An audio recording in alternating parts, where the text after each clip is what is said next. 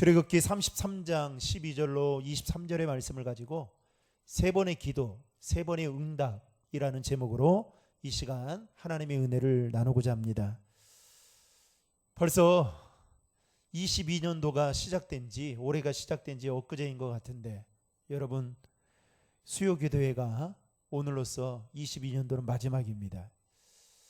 저는 바라건대 우리 신드림 중앙교회 성도들이 여러분들이 어디에서 무엇을 하든지, 또 여러분들이 어떤 자리에 머물러 있든지, 여러분 그 자리가 항상 하나님 앞에 예배자임을 알고 예배하는 마음으로 살아갈 수 있기를 주님의 이름으로 축복합니다. 더 나아가서 이 수요기도회를 통해서 또 하나님이 저와 여러분들에게 주시는 그 놀라우신 은혜를, 또 송이꿀보다 다른 그 말씀의 능력을 함께 경험하는 은혜의 시간이 되기를 주님의 이름으로 축복합니다. 금송아지 사건 이후에 모세의 간절한 기도가 오늘 본문에서도 계속해서 이어지고 있는 것을 우리는 보게 될 것입니다.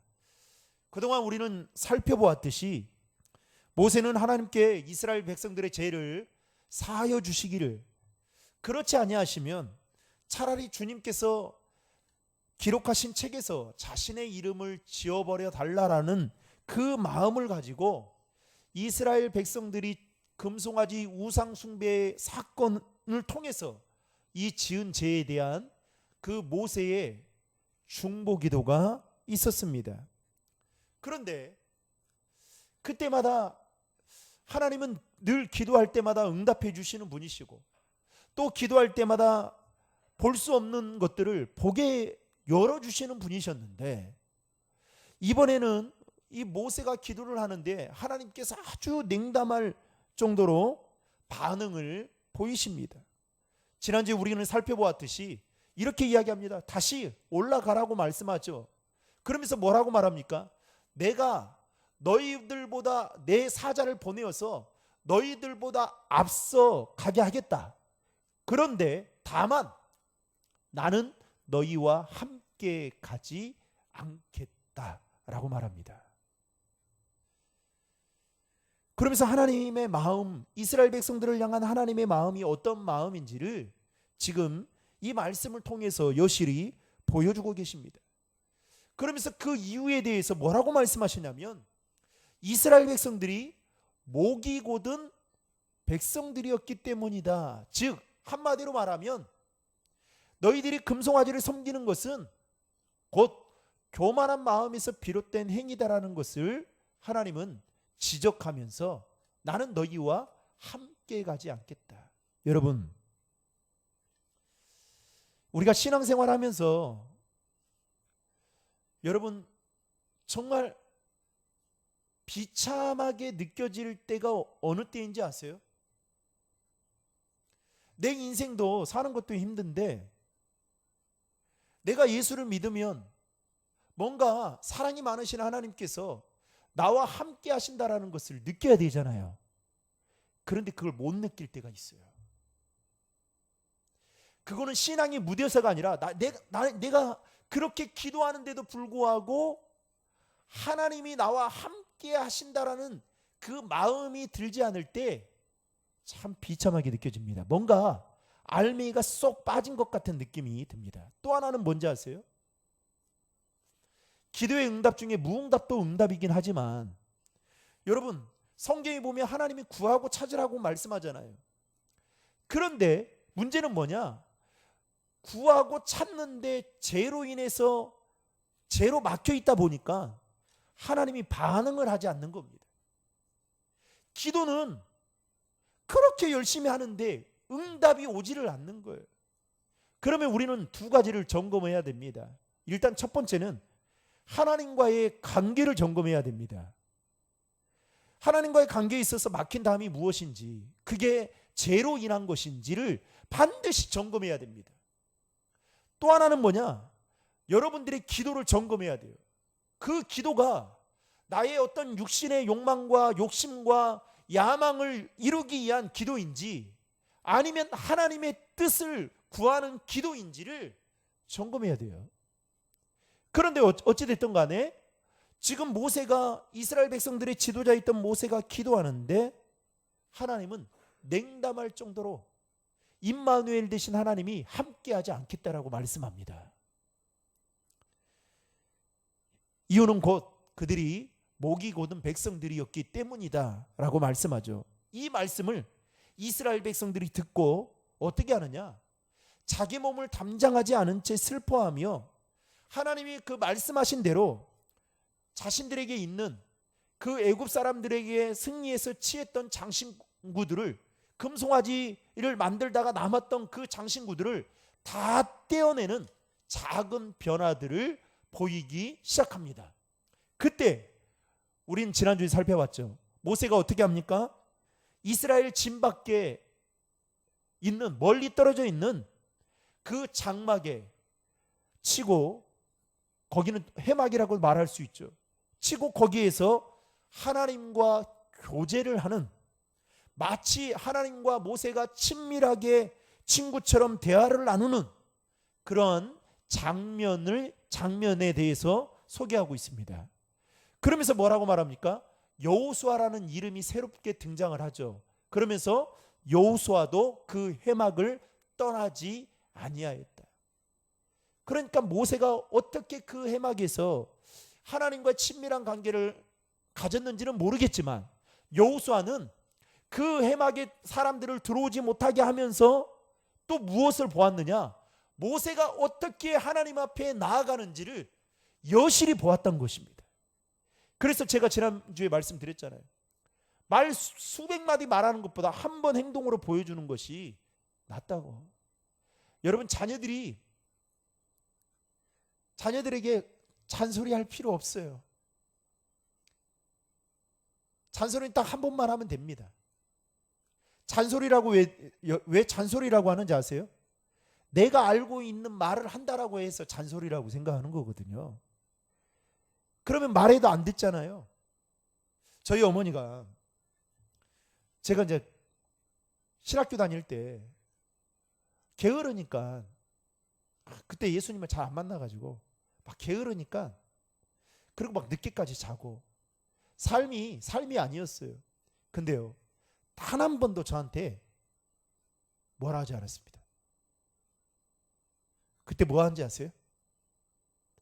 일어나 빨리 학교 가라. 학교 가야 될 텐데. 그럼 어떻게 행동한지 아세요?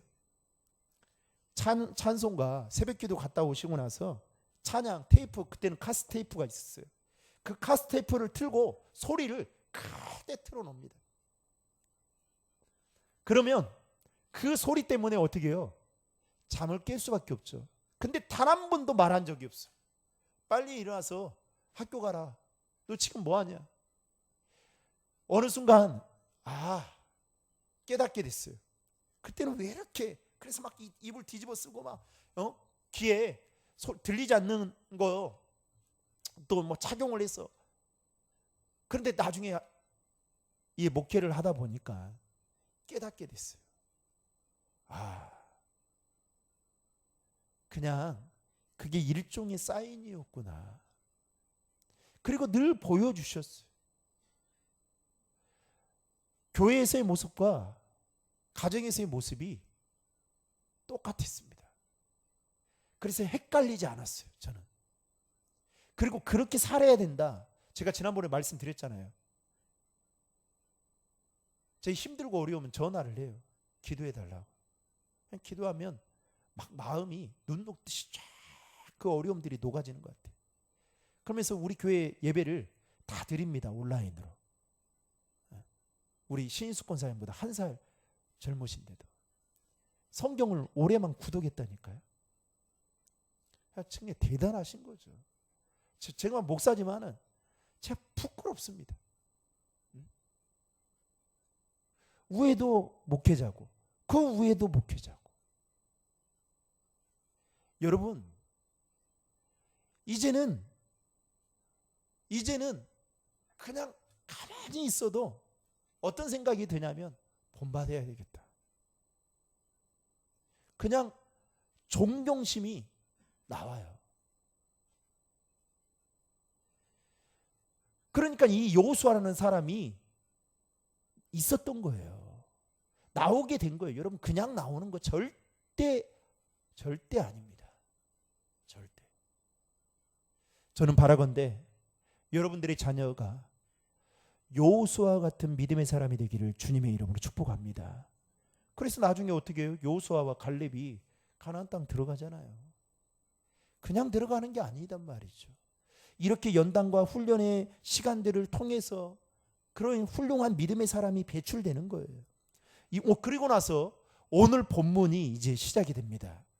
그 해막에서 이루어진 대화를 오늘 본문에서 다루고 있는데, 금송아지 사건 이후에 모세가 이스라엘 백성들을 위해서 오늘 세 번이나 하나님 앞에 기도를 드리고, 그리고 그 기도를 드릴 때에 하나님께서 세 번의 응답에 대한 말씀을 하고 있는 것을 이제 보게 될 것입니다.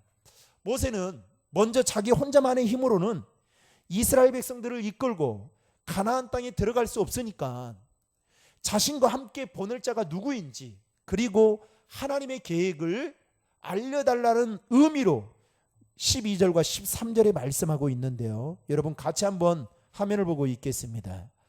모세가 여호와께 아뢰되 보시옵소서, 주께서 내게 이 백성을 인도하여 올라가라 하시면서 나와 함께 보낼 자를 내게 지시하지 아니하시나이다.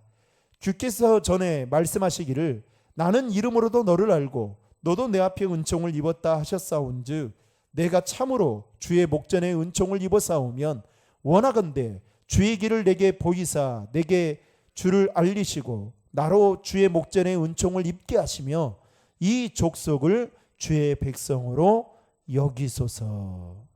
아멘.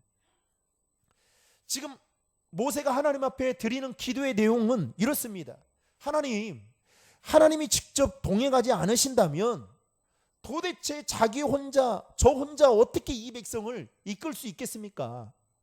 게다가 하나님의 은총을 입은 자라고, 하나님이 우리의 이름을 너무나도 잘 알고 있다라고 하는데, 만약에 누구를 보내주시든지 그렇지 아니하신다면 하나님이 우리 이스라엘 민족을 향한 그 계획을 알려주셔야 다른 사람들이 볼 때에도 뭔가 그 풀리지 않는 그 문제들, 이들이 궁금해하는 것들이 풀릴 수 있는 거 아니겠습니까? 라고 모세가 이 마음을 가지고 기도합니다. 특별히 여러분 13절 하반절에 보면 이 족속을 주의 백성으로 여기소서라는 내용이 나옵니다. 사실 모세가 하나님 앞에 기도했던, 이스라엘 백성들을 위해서 기도했던 가장 궁극적인 목적은 바로 이 대목입니다. 이 족속을 그래도 주의 백성으로 여겨주십시오. 이때 하나님이 어떻게 응답하시느냐? 여러분 14절 말씀 다 함께 읽겠습니다. 여호와께서 이르시되 내가 친히 가리라, 내가 너를 쉬게 하리라. 여러분 분명히 33장 3절에는 이렇게 말하고 있죠. 나는 너희와 함께 올라가지 아니하리니. 가나안 땅에 올라가라고 하면서 나는 너희와 함께 가지 않는다라고 분명하게 하나님께서 냉정할 정도로 말씀하셨습니다. 그런데 이번에는 모세가 하나님 앞에 기도를 드리니까 뭐라고 말합니까? 내가 너와 함께 가리라, 그리고 너는 쉬리라 라고 말씀합니다. 아마도 모세는 넓은 광야길에서 어디로 어떻게 가야 할지 알 수도 없고 막막한 그런 상황 속에서 하나님은 모세에게 야, 네가 얼마나 특별한 존재인지 너 모르니? 내가 너와 함께 하겠어.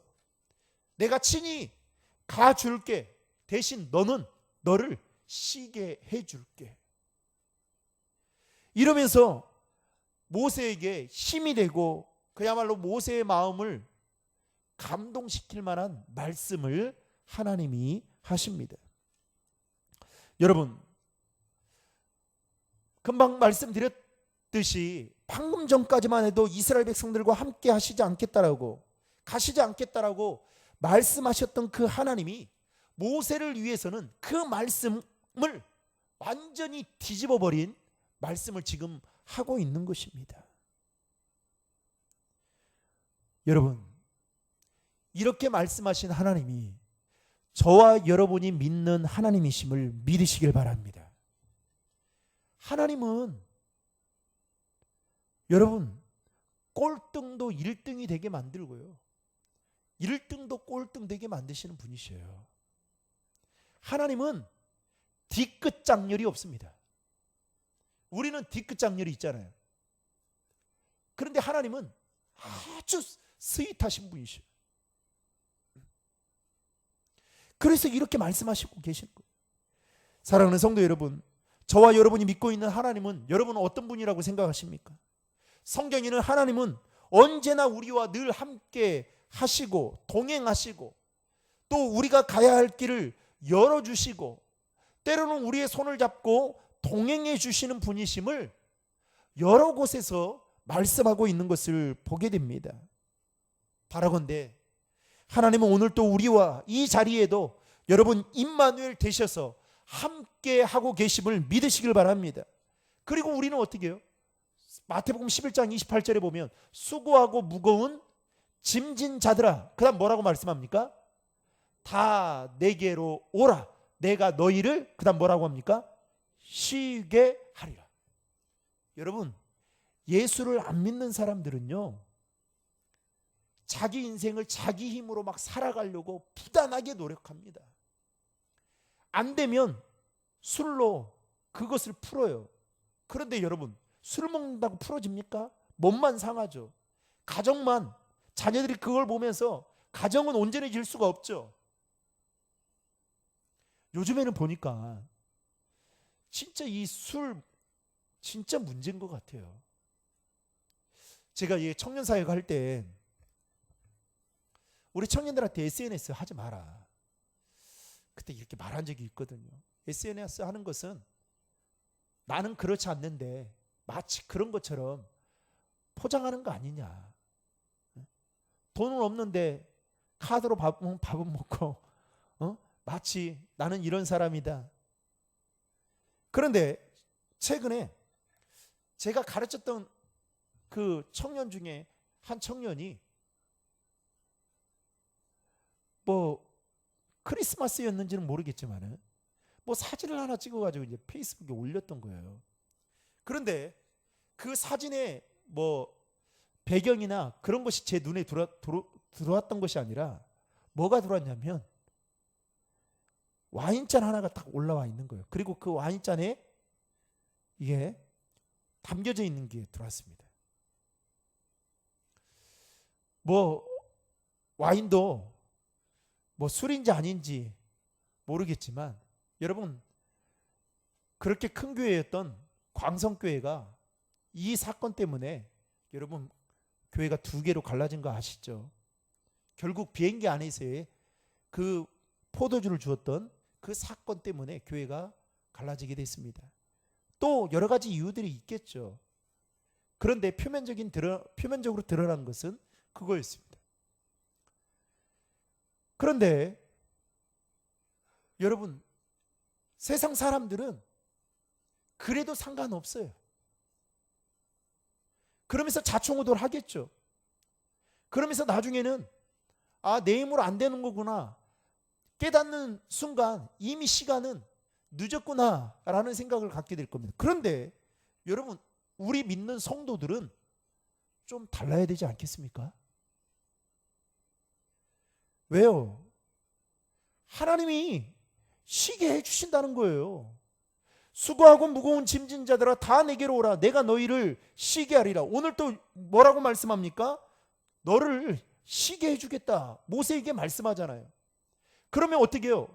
우리는 하나님께 온전히 맡기면 되는데 문제는 뭐냐? 맡기지 않고 내 힘으로 무엇인가를 계속해서 하려는 것이 문제라는 겁니다. 저도 목회를 하다 보니까 자꾸만 그런 생각이 들 때가 있어요. 그래서 하나님, 제가 다시 하나님보다 앞섰네요. 또 깨닫게 되고, 그래서 회개하게 되고. 사랑하는 성도 여러분, 마치 저는 이 말씀을 묵상하면서 이런 생각이 들었습니다. 눈이, 여러분이 뭐 한라산은 70cm가 오고 일본은 2m가 왔다 하잖아요. 눈이. 그런데 그 눈길을 걸어가려면 어떻게 되겠어요? 얼마나 힘들겠어요. 그 어린 자녀들은 그야말로 그냥 눈 속에 파묻히는 거죠. 근데 이런 거예요. 내가 너를 쉬게 하겠다. 마치 하나님이 우리를 등에 업어서 그 눈길, 푹푹 발이 꺼지는 그 눈길을 하나님이 걸어가시는 거예요. 그러지 않으면 하나님이 미리 앞서 걸어가시고 우리가 걸어갈 수 있도록 미리 제설 작업을 다 해주시는 거예요. 그래 얼마나 편한 거예요. 여러분 이스라엘 백성들이 이제 출애굽하는 과정 속에서 가나안 땅을 향해 나아가는데 어떻게 됩니까? 뒤에 바로의 군대들이 쫓아오잖아요. 그런데 앞에 홍해바다가 있었잖아요. 만약에 자신들이 힘으로 한다면 어떻게 해요? 그 홍해바다를 아니 뭐 내과도 아니고 홍해바다니까 방법이 없겠죠. 그런데 인간적인 방법을 한다면 어떻게 해요? 막 뭐라도 막 하지 않았겠어요? 그런데 그게 완벽했을까요? 아니죠. 그런데 하나님이 그 밤사이에 여러분 놀라운 일을 행하시고 그 놀라운 일을 행하시고 난 이후에 이스라엘 백성들이 한 일은 뭡니까? 걸어간 것밖에 없어요. 사랑하는 성도 여러분, 바로 하나님이 우리가 믿는 하나님이 그런 분이십니다. 그래서 뭐라고 말씀하느냐? 내가 친히 갈 것이다. 그리고 너는 쉬게 할 것이다. 사랑하는 성도 여러분, 모세에게 하셨던 이 하나님의 말씀이 바로 저와 여러분들을 위해서 하시는 하나님의 말씀임을 믿으시길 바랍니다. 여러분 그래서 여러분들 막 계획하고 막 하는 거 있잖아요. 안 되면 그냥 맡기세요. 저도 이렇게 말하지만 부끄럽습니다만 맡겨. 맡기고 기도하자고요. 그러면 하나님이 하실 거예요. 그러면서 계속해서 이러한 응답을 주셨는데도 불구하고 모세가 하나님께 기도합니다. 여러분 15절 16절 말씀 읽겠습니다. 모세가 여호와께 아뢰되 주께서 친히 가지 아니하시려거든 우리를 이곳에서 올려보내지 마옵소서. 나와 주의 백성이 주의 목전에 은총 입은 줄을 무엇으로 알리이까? 주께서 우리와 함께 행하심으로 나와 주의 백성을 천하 만민 중에 구별하심이 아니니까. 모세가 하나님 앞에 기도하기를 하나님이 우리와 함께 한다는 것을 우리가 어떻게 알겠습니까? 따라서 우리가 하나님의 은총을 받은 백성임을 하나님 좀 증명해 보여 주십시오라고 말씀합니다. 이렇게까지 내가 너와 함께 가겠다. 그리고 너를 쉬게 하겠다라고 했는데 모세는 여전히 그 하나님의 말씀에 대한 확신이 덜했던 것 같아요. 그래서 이렇게 기도합니다. 그때 하나님이 어떻게 모세에게 말씀하시느냐? 여러분 17절의 말씀 다 함께 읽겠습니다. 여호와께서 모세에게 이르시되 내가 말하는 이 일도 내가 하리니 너는 내 목전에 은총을 입었고 내가 이름으로도 너를 알미니라. 아멘. 모세의 기도에 하나님의 반응이 뭐냐? 네가 말하는 이 일도 내가 증명해 보이겠다. 왜냐하면 네가 나의 눈앞에서 은혜를 입었고 심지어 내가 너의 이름까지도 알기 때문이다 라고 말합니다. 하나님은 모세를 향해서 은혜를 입은 자다. 그리고 하나님이 얼마나 이스라엘 백성들을 사랑하고 또 하나님을 어떻게 신뢰하고 어떤 마음으로 지금의 이 자리까지 네가 기도하고 있는지 그 모든 것들을 하나님은 다 알고 있다라고 17절의 말씀으로 말씀하고 있는 것을 보게 됩니다. 여러분 토미 어커라는 사람이 있는데요. 이 사람이 쓴 책 중에 내 이름 아시죠? 우리 CCM 찬양에 보면 내 이름 아시죠 있잖아요. 이 책 그 겉표지에 보면 실린 글이 이런 글이 있습니다. 하루는 토미 어커가 필리핀의 그 고아원에 가서 머물게 되었습니다. 그런데 한 어린아이가 자꾸만 그에게 와가지고 자신의 이름을 알려주는 거예요. 제리라고 알려주는 거예요. 제리. 그리고 틈만 나면 와가지고 제리예요. 저는 제리예요 하고 또 가고 그런 겁니다. 그날만 그런지 알았더니 그 다음날도 와가지고 토미 워커에게 저 제리예요, 그 다음날도 저 제리예요 그러면서 말을 하고 사라지는 겁니다. 그러더니 어느 날부터 이제 뭐라고 하냐면 제 이름 아세요? 라고 그 어린아이가 토미 워커에게 말을 하는 거예요. 그러니까 이 토미 워커가 네 이름 제리잖아, 그렇게 이제 말을 했죠. 그런데 그 다음날 또 그 아이가 와가지고 제 이름 아세요? 네 이름 제리잖아. 이거를 몇 날 며칠 동안을 계속해서 반복해서 이 아이가 하게 된 겁니다. 그러면서 그 필리핀의 그 고아원을 운영하는 원장님에게 너무 궁금해서 이 제리라는 아이가 어떤 아이인지를 물어봤던 거예요. 그랬더니 이 아이를 이 어머니가 버렸던 겁니다. 그래서 이 아이가 어렸을 때부터 그 외롭게 살았던 거예요. 그 마음 한구석에 애로움이 있었던 겁니다. 그러면서 이게 뭐라고 말하냐면 누군가가 이 아이는 좀 유별난다고 자기 이름을 불러주면 그렇게 좋아하는 아이다라고 원장님이 가르쳐 주는 거예요. 그걸 통해서 이 토미 워커가 이 아이를 알아가게 된 겁니다. 그런데 그 아이를 알고 난 이후에 그 다음날 이 아이가 또 와서 제 이름이 뭔지 아세요? 라고 한 거예요. 그랬더니 그때 토미 워커가 이 제리인 어린아이에게 이러한 말로 위로해 주었습니다. 제리야, 나도 너의 이름을 알지만 나보다 훨씬 훌륭하고 위대하신 분이 너의 이름을 안단다. 그분은 결코 너의 이름을 잊어버린 적이 한 번도 없어. 그분은 바로 너를 만드신 하나님이란다. 이렇게 말해줬다고 합니다. 여러분, 오늘날 사람들은 우리의 이름이나 마음 그리고 우리의 상태를 잘 알지 못해서 심지어는 알기를 원치 않을 만큼 일도의 관심도 두지 않고 현대인들은 바쁘게 살아가고 있습니다. 때로는 오랜 시간 동안 중마고우처럼 지냈던 친구도 그리고 결혼해서 오랜 시간 동안 함께 살았던 가족들조차도 내 마음과 내 고민을 알지 못해서 속상하고 또 그것 때문에 무너지는 경우들이 있습니다. 그런데 여러분, 우리 하나님은 우리의 모든 것을 알고 계신다라는 겁니다. 즉 하나님께서 모세에게 너의 이름을 안다라고 말씀하고 있는 것처럼 하나님은 저와 여러분들에게도 동일하게 너의 아픔, 너의 고통, 너의 기도 제목 이 모든 것들을 아신다라고 우리에게 말씀하시는 분이십니다. 이사야 선지자는 이사야서 49장 15절과 16절에 이와 같은 말씀을 하셨습니다. 같이 읽겠습니다.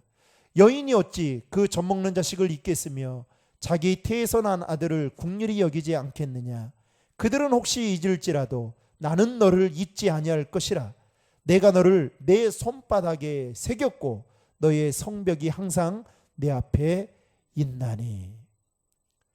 사랑하는 성도 여러분, 하나님은 이스라엘 백성들이 바벨론의 포로로 끌려가서 70년의 삶을 살면서 이제는 하나님도 우리를 버렸다라고 생각하던 그들에게 하나님은 이사야 선지자를 통해서 뭐라고 말씀하느냐?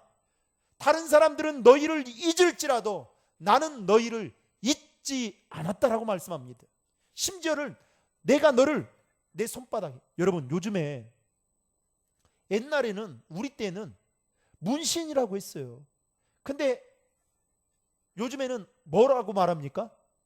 타투라고 해요. 여러분 똑같습니다. 문신이에요. 문신. 옛날 우리 때는 문신을 왜 했어요?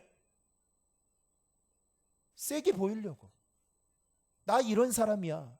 그러니까 목욕탕 가면 막 문신 있으면 막 숨었잖아요.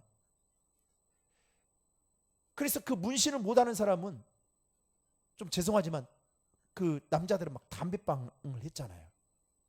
네? 근데 그게 문신이 어때요?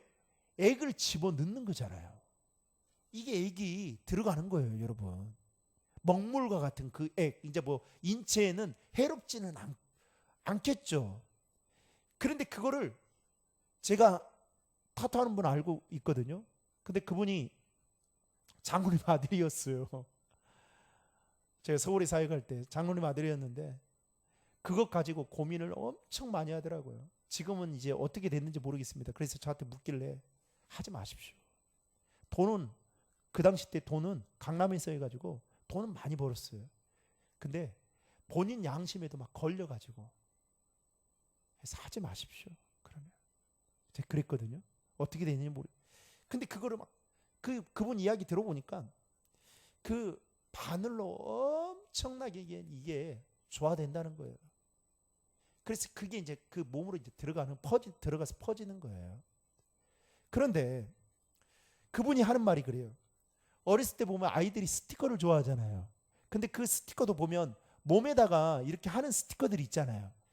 그래서 사람들이 태어날 때부터 그 사람들 안에 이 본능이라고 하는 것 중에 하나가 그런 것들이 있다라는 거예요.